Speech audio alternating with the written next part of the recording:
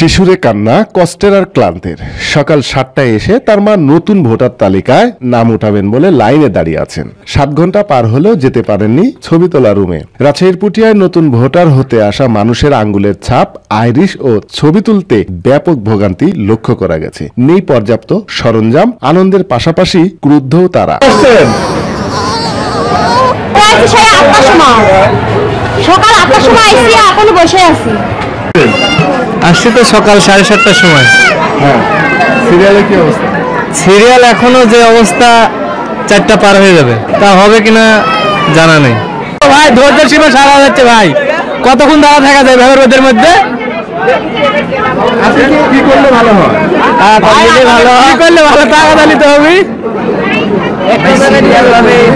Serial তো নাই, serial ভাবে আমাদের সিরিয়াল তো লিখছে না। সিরিয়াল ছিল একটা, এখন গ্যান্দাম লাগা 2টি বানাইছে। এখন ওরা লিখছে, আমার লিখছেন কিভাবে কি করবি?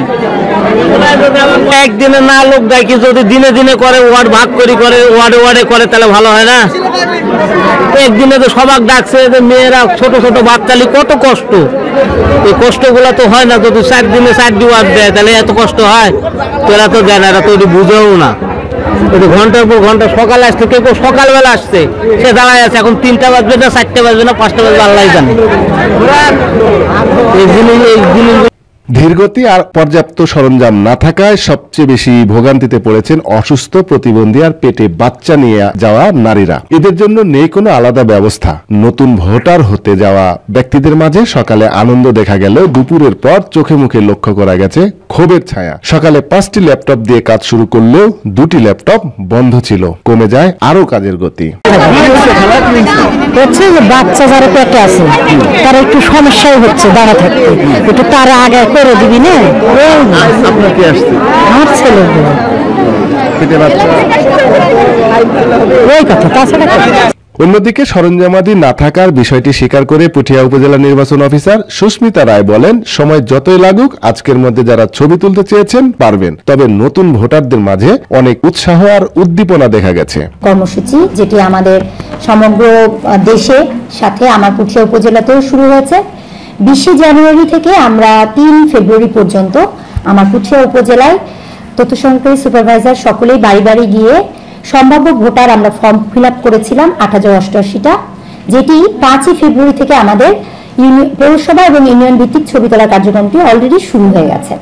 তো বিগত 3 দিন 5, 6, 7 আজকে 8 মোট 4th দিনের মতো কর্মসূচি চলমান রয়েছে।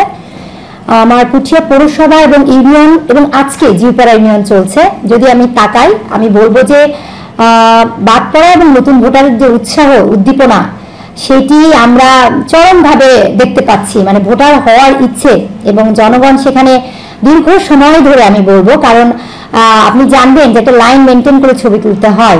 আমাদের হয়তো অনেক রকমের ছোট ছোট সমস্যার ভেতর দিয়ে আমরা যাচ্ছি, ডিভাইস রিলেটেড আরো অনেক কিছু, কিন্তু তারপরেও জনগণ অনেক ধৈর্য ধরে সেই সকাল থেকে সন্ধ্যে, অনেক সময় রাত হয়ে যাচ্ছে, তবুও তারা ভোটার হওয়ার জন্য লাইনে দাঁড়িয়ে থাকছেন এবং আমরা কার্যক্রমটা সম্পন্ন করছি। এখানে বলে রাখা ভালো যে এই যে বিপুল পরিমাণ জনসংখ্যার আগমন এবং একটা নির্দিষ্ট জায়গায় আমাদের ল্যাপটপ, আইরিশ, ফিঙ্গারপ্রিন্ট সহ অনেক মূল্যবান যন্ত্রপাতি রয়েছে। আপনার মাধ্যমে অবগত করতে চাই যে এখানে আমাদের উপজেলা নির্বাহী অফিসার স্যার এবং পুলিশ প্রশাসন ওসি এবং এছাড়াও আনসার বিডিপি সদস্যরা আনসার নিয়োগ দেওয়া আছে।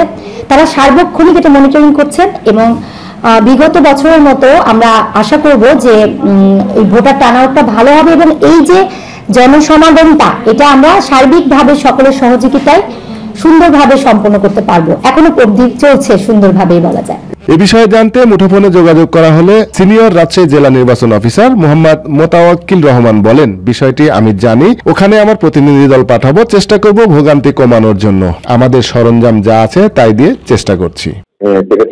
সেক্ষেত্রে স্থানীয়ভাবে উপজেলা অফিসার এটা ম্যানেজ করে নেবেন যে কিভাবে এটা করা যায়। তারপরেও সারা বাংলাদেশে কিন্তু আমরা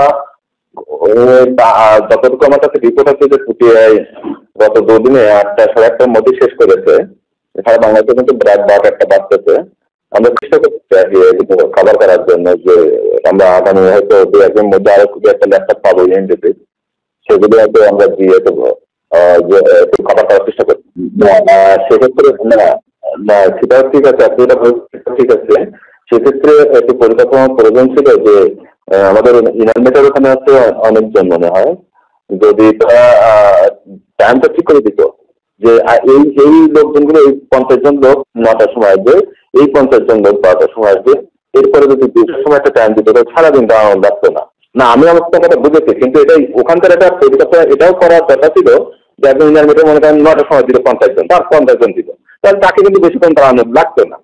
কিন্তু সবাইকে যদি একদিকে 9টার সময় ডেকে নিয়ে আসেন তাহলে এই 9টা থেকে রাত 9টা পর্যন্ত এই কষ্টটা আসলে অবর্ণনীয় কষ্ট।